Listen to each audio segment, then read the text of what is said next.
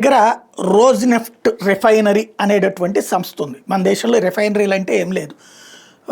ఏ దేశంలో ఆయిల్ తక్కువకు వస్తుందో అక్కడి నుంచి తీసుకొచ్చి ఇక్కడ నిల్వ చేస్తారు.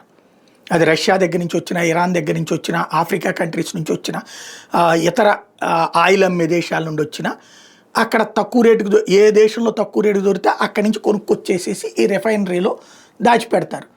అక్కడ శుద్ధి చేసి మళ్ళీ లేదా ముడి ఆయిల్ని తీసుకొచ్చి శుద్ధి చేసి మళ్ళీ ఇతర దేశాలకు అమ్ముతూ ఉంటారు. ఇట్లా అమ్మేటటువంటి సంస్థ ఏదైతే ఉందో ఈ రోజ్ నెఫ్ట్ రిఫైనరీ అనేటటువంటి దాని మీద ఇప్పుడు యూరప్ ఆంక్షలు పెట్టింది.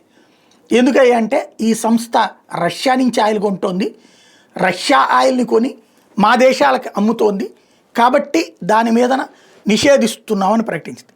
భారతదేశం దీన్ని తీవ్రంగా వ్యతిరేకించింది. డబుల్ స్టాండర్డ్స్ పాటించొద్దు అంటూ యూరోపియన్ యూనియన్కి ఘాటుగా సమాధానం చెప్పింది. బట్ వాళ్ళు మారరు.